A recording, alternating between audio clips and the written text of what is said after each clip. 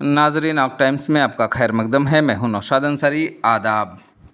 Sai college of pharmacy Mau में ईद मिलन तकरीब का शानदार इनेकाद किया गया, जिसमें बतौर मेहमान खुसूसी शहर चेयरमैन अरशद जमाल ने शिरकत की। स्कूल की तालबात ने मुख्तलिफ कल्चरल प्रोग्राम पेश करके ईद की मुबारकबाद पेश की। इस दौरान साईं कॉलेज ऑफ फार्मेसी के डायरेक्टर अखिलेश राय ने मेहमान खुसूसी अरशद जमाल के साथ साथ सभी मेहमानों और तलबा व तालबात को सेवइयाँ खिलाकर और एक दूसरे से गले मिलकर ईद की मुबारकबाद पेश की। ईद मिलन तकरीब को खिताब करते हुए शहर चेयरमैन अरशद जमाल ने कहा कि इस स्कूल में मुझे एक बात बहुत अच्छी लगती है कि यहाँ पर तालीम के साथ लोगों के मजहबी अकायद का भी लिहाज रखते हुए अखिलेश राय ने उन्हें पूजा और इबादत करने के लिए एक अलग से जगह बना रखी है, जहां पर बच्चे जाकर अपने मजहबी अकायद के ऐन मुताबिक इबादत व पूजा कर सकते हैं। और यही इस मुल्क की सब सदियों से गंगा जमनी तहजीब रही है। उन्होंने कहा कि मैं चाहता हूं कि यह पैगाम यहां से पूरे हिंदुस्तान में जाए, क्योंकि जब तक हम मुत्तहिद होकर काम नहीं करेंगे तब तक हमारा मुल्क तरक्की याफ्ता नहीं हो सकता। स्कूल के डायरेक्टर अखिलेश राय ने कहा कि हर साल की तरह हमारे कॉलेज में होली, दिवाली और ईद मिलन की तकरीब मुनक्किद की जाती है और इस प्रोग्राम के ज़रिए हम ये पैगाम भी देना चाहते हैं कि हिंदू, मुस्लिम, सिख, ईसाई सबका जो हमारा भारत मुल्क है और मुख्तलिफ़ मज़हब से जुड़ा हुआ है, इतना प्यारा देश है जिसको हम मिलकर सेलिब्रेट करते हैं। और हर त्यौहार का एक मकसद होता है यकजहती का पैगाम देना, और हम उसका पैगाम देना चाहते हैं।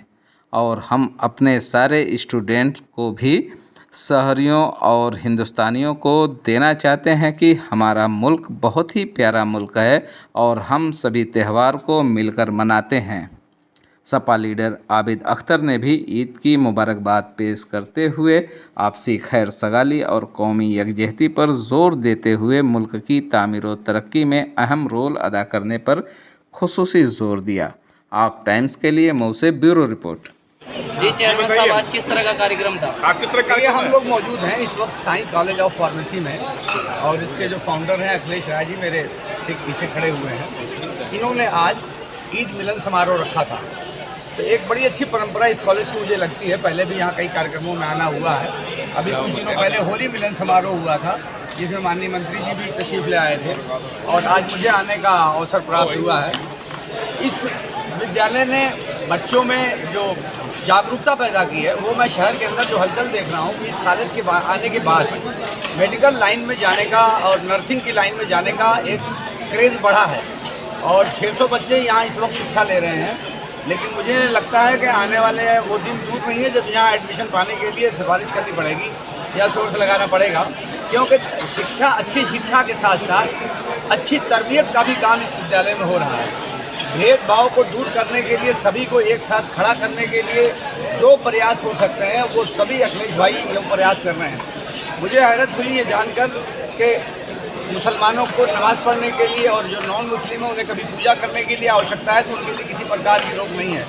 एक यहाँ इन्होंने स्कूल में ही, विद्यालय में ही एक इन्होंने बना रखा है प्रेयर रूम, कि जिसको भी प्रेयर अपने धर्म के एतबार से करना है उसके लिए वो समय भी देते हैं और स्थान भी देते हैं। मेरा ये कहना है कि कितना भी हम आधुनिक हो जाएं और कितना भी एडवांस हो जाएं, कितना भी तरक्की कर लें, लेकिन आस्था और जो हमारा अकीदा है, आस्था और अकीदे को छोड़कर आपको शांति कभी नहीं मिल सकती। इसलिए दुनिया की एजुकेशन के साथ साथ धर्म की एजुकेशन और धर्म के साथ भी लोगों को अपने अपने धर्मों के साथ जुड़े रहना चाहिए, क्योंकि शिक्षा तो लगभग सभी धर्म एक ही जैसी देते हैं। हर कोई व्यक्ति अगर अपने धर्म के साथ खड़ा रहे तो शायद कभी वो किसी दूसरे धर्म को बुरा नहीं कहेगा। और देखिए, हमारा काम ये है कि हम अच्छे काम करें, मऊ को हम एक आदर्श नगर बनावें।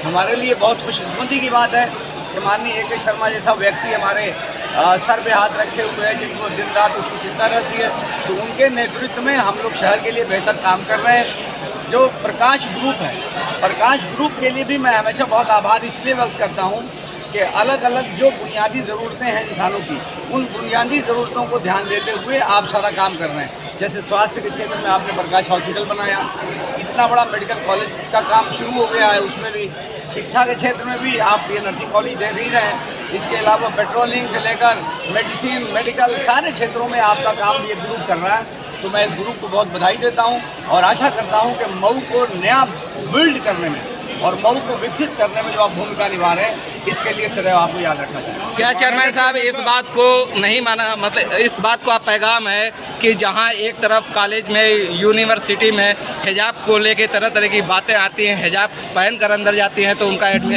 उन्हें इम्तिहान नहीं दिया जाता है, और यहाँ पे इस तरीके का इंतज़ाम है कि नमाज भी पढ़े, हिजाब भी लगाए, तो ये पैगाम नहीं है? इस तरह की पाबंदी का प्रॉब्लम भी मुझे तो देश में कहीं नहीं दिखता। अब जहाँ 140 करोड़ की आबादी है, तो अगर कोई एक घटना टेलीविज़न में आ गई तो उसको दर्शाना या उस पर चर्चा करना बिल्कुल बेकार है। पूरे देश में कहीं भी किसी प्रकार की कोई समस्या नहीं है।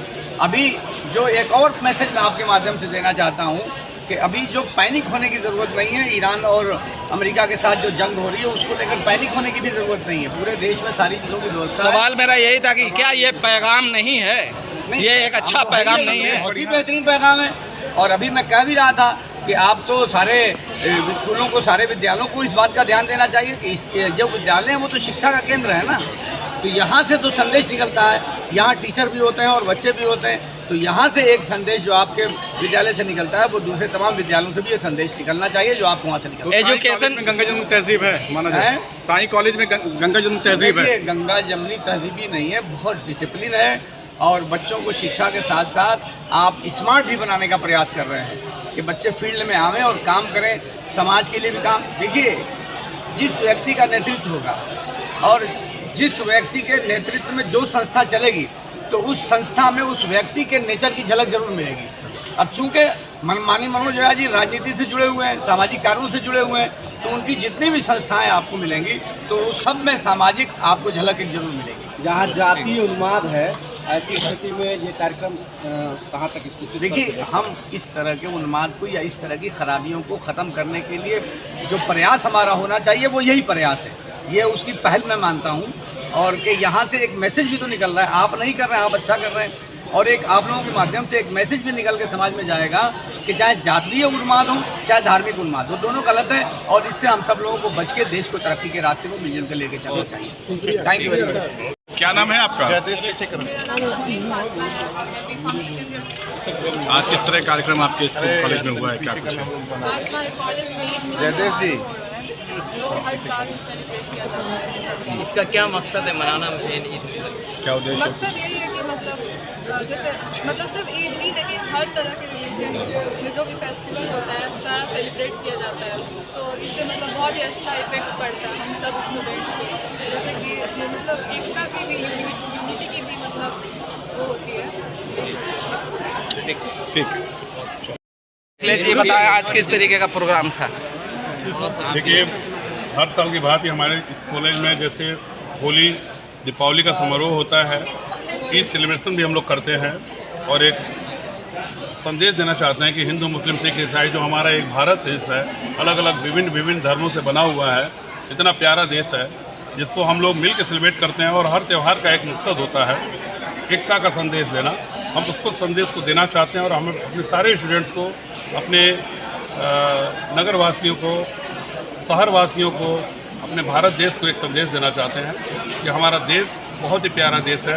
हम मिल के एक दूसरे से प्यार से सब त्यौहार को मनाते हैं और एक समाज को नया संदेश देते हैं। मतलब पैगाम यही है कि आपसी इत्तेहाद के साथ इस मुल्क की तरक्की की जा सकती है।